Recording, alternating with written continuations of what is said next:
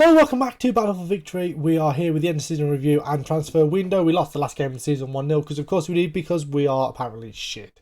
New arrivals this season. We have Reece Bennett played a 7.15, Chris Moore played a 7.1, Abdi Sharif played a 6.93. He got 6 goals, and 4 assists from 42 games, 29 starts, 13 substitute appearances. Reece Bennett also played 42, Chris Moore played 40. The season results: we finished top of the table, 1 point clear of Chesterfield in the finish after this end of season run, which was absolutely dreadful. Defeats to Kidderminster, Aldershot, a draw against Barney, win against Mansfield, defeats against Chesterfield, Boreham Wood, and then the draw against Eastbourne Borough, followed up by the Hartlepool victory, which meant that we won the league finally, and then a defeat to Eastleigh on the last day of the season, 1-0, when there was nothing really left to play for. With a 72% home attendance, 2,892 was the average. Tariq Onyeka got 23 goals this season. Our biggest win was a 4-0 victory over Ebbsfleet back in October. The match to remember was that 3-1 victory against Sutton in the English FA Cup first round, where we beat Sutton, who are, I think they were described at League One at the time. And then goal of the season was a goal by Bailey Gouda against Kidderminster Harriers. Second goal in that game. Let's have a quick look at that now. So Luca Colville pulls it back. It's headed away. Colville will pick it back up. He'll lay it back to Gouda. Oh, what a strike. That is venomous strike from about 25-30 yards. Second goal in that game. 2-0 victory at home against Kidderminster. Wasn't as good the next time we played them, was it? Because we got beaten towards the back end of the season. Finances, sponsorship is exactly the same, 35.87 thousand. Broadcast revenue is up slightly from 15.3 thousand to 19,700. Corporate hospitality from 36,860 up to 43,560. Competition prize money is down from 256,000 to 81,000, and commercial match day and retail up from 337,000 to 385. 26,000 in merchandise sales, 513 shirts sold. Tariq Onyeka was top of that. We have gone from 1-star local reputation to 1.5-star regional reputation, and our best 11 was Cracknell in goal, Murray, Moore, Bennett and Sharif, Maloney and Hunter as the two defensive midfielders, and then the front four is what you'd expect: Bramall, Colville on either side, and Glynn behind Tyrese Onyeka. If you look at the goals there, Onyeka got 26, Bramall 15, Colville 13, and 9 for Kieran Glynn, and the assists: 9 for Bramall, 8 for Murray, 7 for Glynn, 5 for Colville, 5 for Hunter. So everything is working brilliantly. Joe Cracknell, a player that I am very highly critical of, most clean sheets by a player in the season, 24. As Tariq Onyeka was fans player of the season, young player of the season, signing of the season was Reece Bennett, goal of the season we just saw was Bailey Gouda, top goal scorer was Tariq Onyeka, most assists Daniel Bramall, most player of the match awards was Tariq Onyeka, highest average rating was Tariq Onyeka, and the most passes completed per 90 minutes was Reece Bennett. History in the making. It's important to get off to a good start, but it rings as ever true for Scarborough as they celebrate promotion. Dynamic manager thing, which I am not a massive fan of because it just doesn't really say anything really. And that is it as we go into the club vision expectation meeting. Attempt to avoid relegation, we'll accept that. Squad, or we won't, apparently we'll miss the button. Squad dynamics: Cracknell, Bailey, Gouda and Hunter are our team leaders. End of season team meeting, discuss the plans for next season. We come back and help us get avoided into relegation battle. Okay, that's too much pressure. Okay, work as hard as you can. That's what we wanted to hear.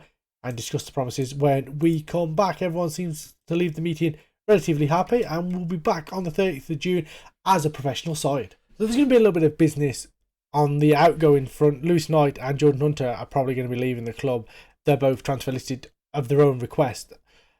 In terms of what we're going to do, we've got £5,760 left. We've got £108,000 in the transfer budget. I think we're going to wait until the 1st of July. We're going to wait to see what the free agents are, and we're going to have a quick look, and then we're going to decide then, I think, of what we're going to bring back. We'll be back then with the pre-season as well. I think that's the plan, because I don't want to make too many early signs. I want to see who's going to be gone come the 1st of July before I start bringing players in, because I don't want to bring too many players into the squad, because one thing I found in this version of the game is when you bring in too many players and you're rotating a lot, players aren't happy, and that is not what we want to happen. So we're going to renew some contracts. We're going to see who's going to be leaving come the 30th of June, and then we're going to move on from there. And I think that's when we'll start bringing players in come the 1st of July. We played through a little bit longer than we would have liked. We're at the 27th of July.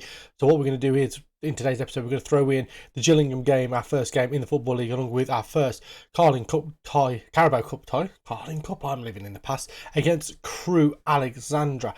We have made some transfers and we will show you them right now. Transfers we have made, like I said, we were going to wait for the end of the season. The ones that have come in here in May are all the youngsters that we brought in. I didn't realise they came in on the transfers in, but they have there. So we have brought in the following players in order. Firstly, we brought in Charlie Seaman. He can play right back and left back. Good heading ability, jumping reach is okay, good stamina, good work rate, teamwork. A little bit on the lower side that I'd like, but still pretty good. Good passing, good technique, good tackling. Very good across the board, very balanced. And we needed some backup in that full-back area. So he is the first one in, Charlie Seaman. Then Harry Forster came in. He is a winger, can play on either side, can also play at wing-back as well, can play left-back if things were required. 11 dribbling, 10 crossing.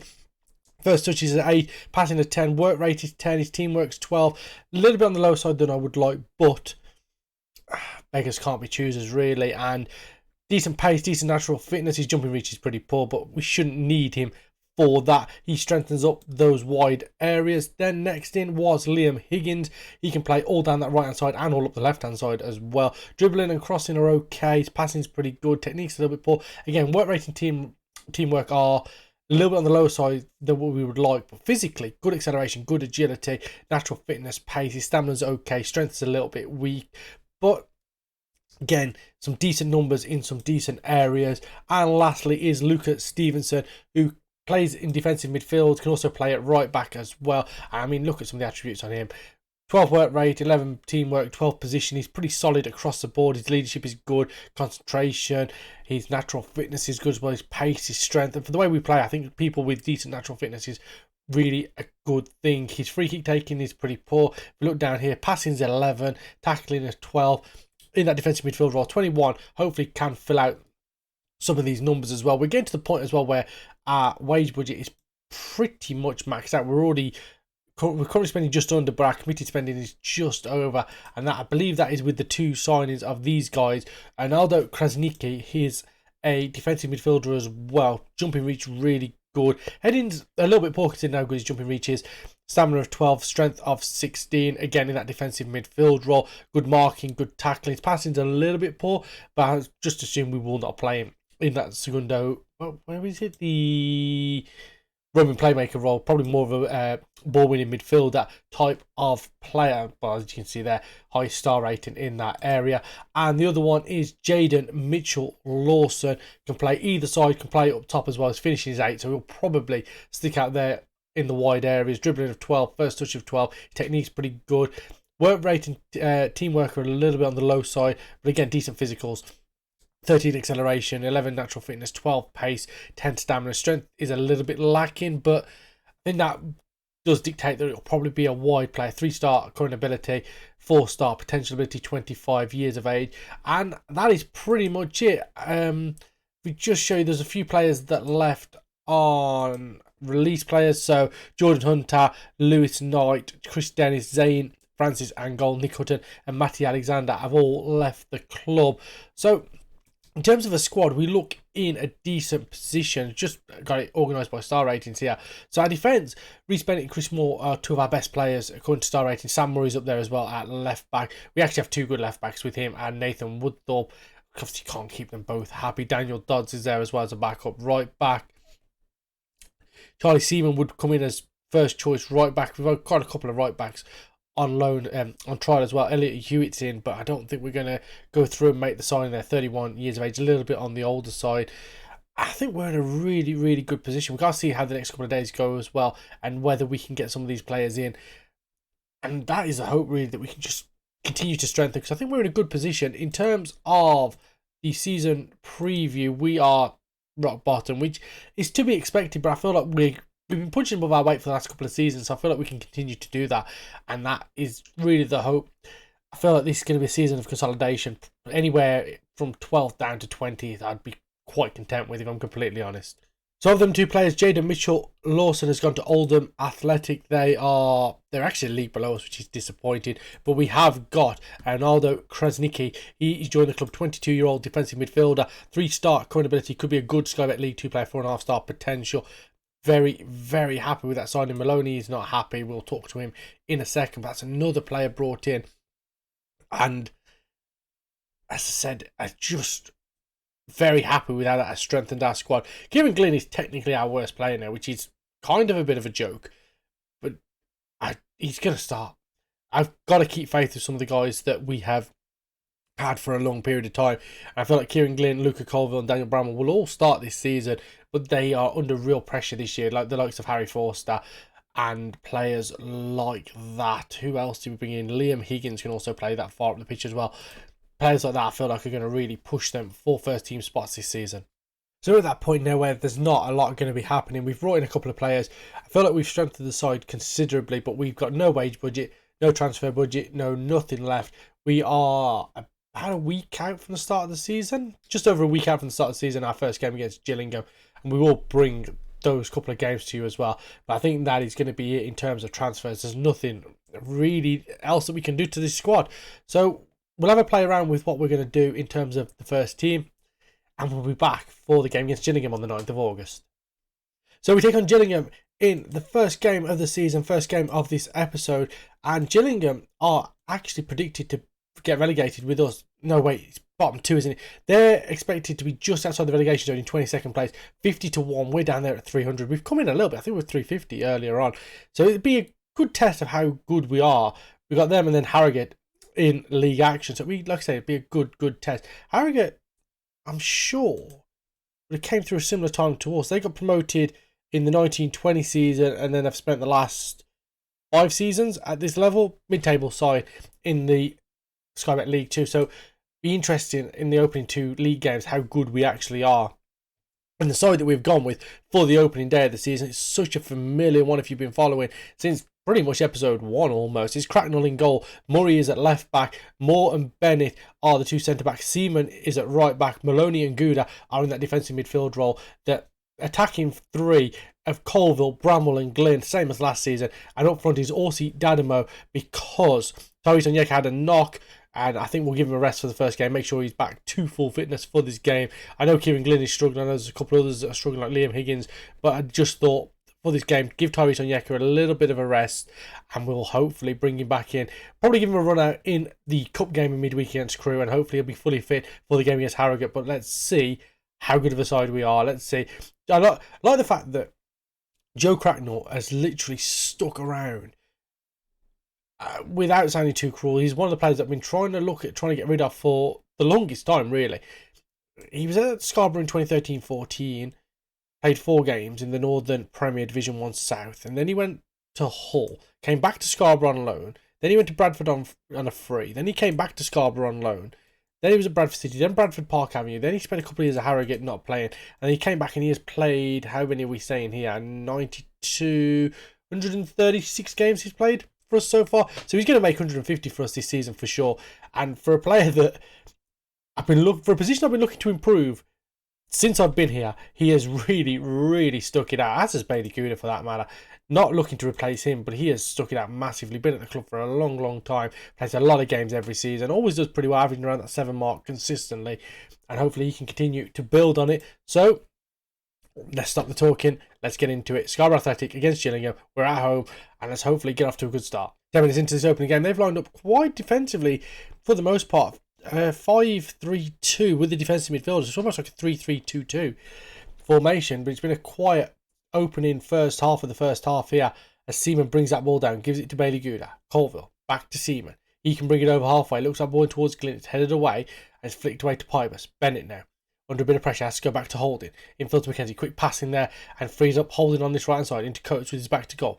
Back into Holding. He's forced back to the goalkeeper, and that is really good pressing from us. Really held them up nicely and forced them to go long. Bennett wins the header, but Shanahan gets the ball, hits it from distance, and Cracknell down to his right. Comfortable save for him, and it remains 0-0.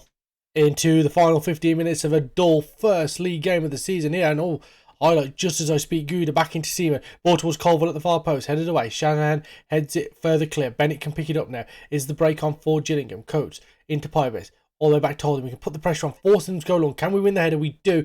Bennett into Orsi. Orsi now looks at through ball for Higgins. Higgins with a chance, and he scores on his debut. He's been on the pitch about 8 minutes, and Liam Higgins makes his Scarborough Athletic 1.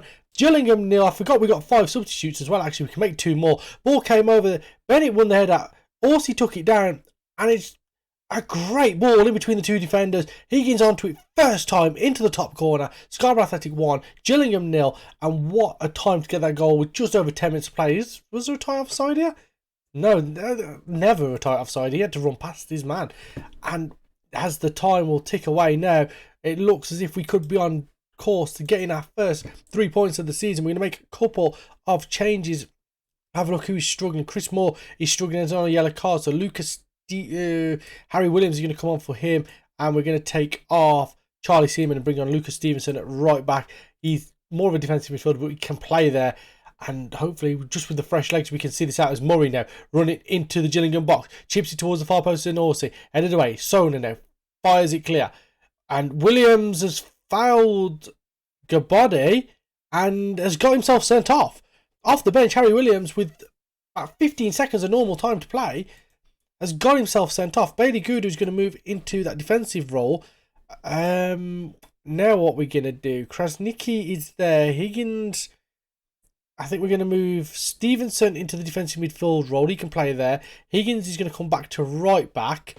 And then Orsio Dadamo is going to go up front. And we're going to bring Harry Forster over to the right-hand side. And I think that will do for now, and hopefully we can see this out for the final couple of minutes. Akers with a free kick from distance, Cracknell with the save, and the rebound's put in, and it's a 93rd minute equaliser, and it wasn't even from open play like I thought it was going to. Just no one reacted. It was a free kick from distance.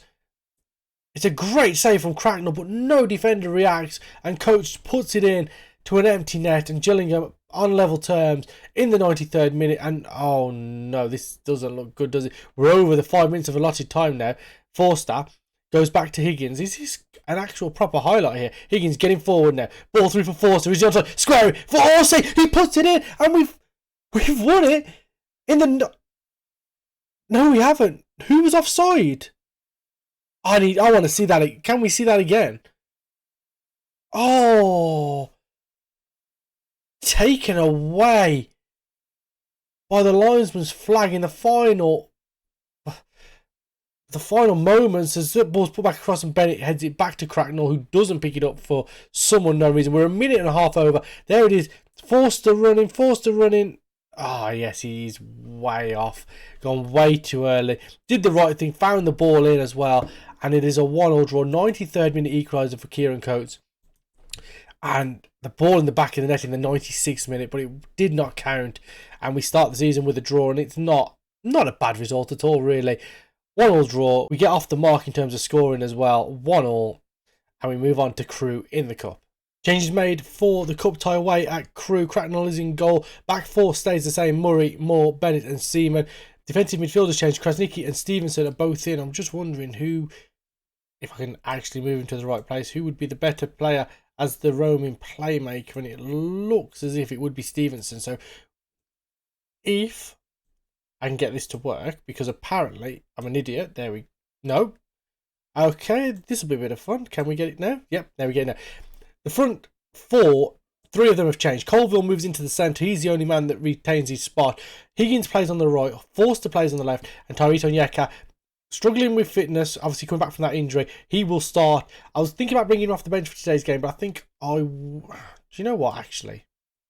I'm going to play on the bottom, and I'm going to bring Tyrese Onyeka off the bench, I think, for today's game. Give him maybe half an hour, give him some game time. I don't want to push it too much. I was thinking about starting him, but I feel like maybe this would be the better option. So let's do it. Let's get into this game. Wait, Crew, doesn't really matter what we do here, whether we win or we don't.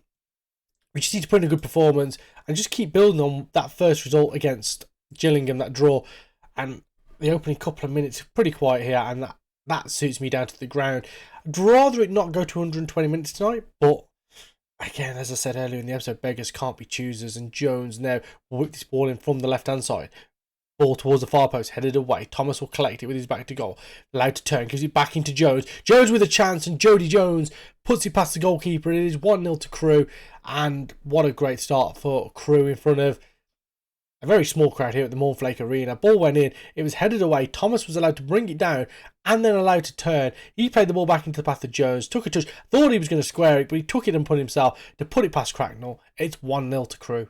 Into the final 20 minutes here, and it's been a pretty dull second half. Crewe have really stormed away with it in terms of shots and shots on target and XG in this second half. Haven't found the back of the net. There hasn't been anything highlight worthy either, and it looks as if, I mean, I'm not, as I said at the start, I'm not too bothered by this result. Would like if we didn't go for 120 minutes. That would be quite a nice nice treat.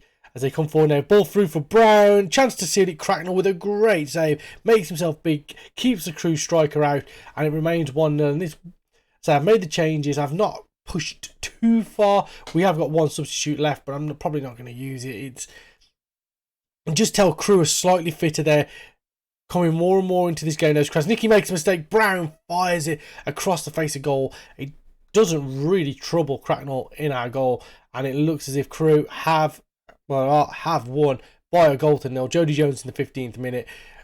We weren't completely outclassed in that first half. Second half, Crewe did show their dominance, and we go out the Carabao Cup. Our first tie in the Carabao Cup. We go out of it in the first round. Not too bothered about that because I think all our focus has to go into the league this season. I think that is a major part. And next time out, we will take on Harrogate in league action in somewhat of a local derby and try and build on that opening day point and put some more points on the board. So then we go into the second league game of this episode, third game of the episode, third and final game, with Cracknell in goal, Murray, Bennett, Moore and Seaman, Gooder and Stevenson in the defensive midfield roles, Higgins on the right, Forster on the left, and a slight change as we play Tyrese Onyeka behind Danilo or Seadogs in the hope that those two can swap regularly and one of them can find the back of the net on a consistent basis. That will be the hope. Obviously, a few of the players that struggled in the opening games, the likes of Bramall and Colville down to the bench. Krasnicki, who started in the cup, is back on the bench again today.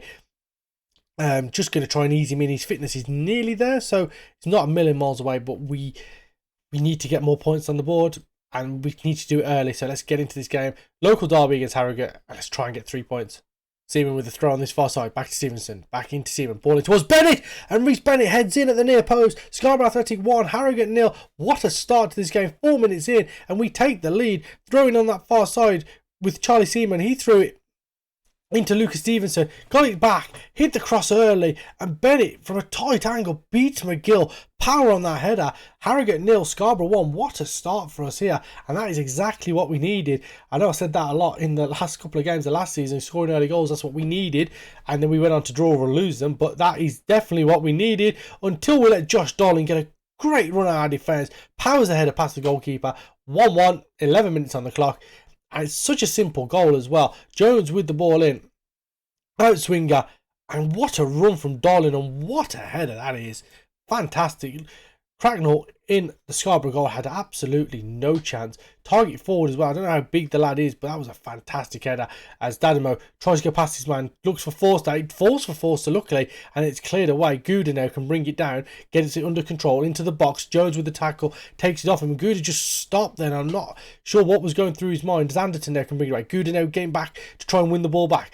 Running with him. Anderson's gone a long way here before anyone's really even put a foot on him. Back into the middle for Jones. Headed away by Stevenson. Onyeka flicks it on, but there's no one ahead of him. And Chapman Page into Adams. Armstrong now. Anderton's outside of him. Ball back into Armstrong. Tackle goes in by Stevenson, and we're going to be 2-1 down within, 12 minutes of going ahead. Not great, is it? As Adams steps up to take it. Great save from Cracknell. Adams gets to the rebound and somehow puts it right across the goal, and it remains 1-1. And something you'll see if you watch this back, Cracknell seemed to move to the left and then dive to the right, dive back on himself. It worked because he saved it, and we are still 1-1 here as we approach the just past the half an hour mark now, and we started pretty well. We've let Harrogate back into this game. That ball himself, Anderton misjudges it, and Higgins can bring it down. Looks into the middle for Dadamo. It's flicked away. Murray picks up on this left-hand side with a shot. What a goal from Sam Murray. First of the season for him. And that is a lovely strike. And it is 2-1 just after half an hour. And Sam Murray with a nice little cheek down here in the corner. Higgins picks it up on the right-hand side. Puts it into the middle towards Dadamo. Chapman Page heads it away. Murray gets there first, touches away from the defender, chests it, and what a strike inside of the post. Runs across the line into the inside of the net. And Sam Murray with a fantastic strike there. The left fullback making it 2-1. And what a first half it has been thus far. Just need to keep pressing.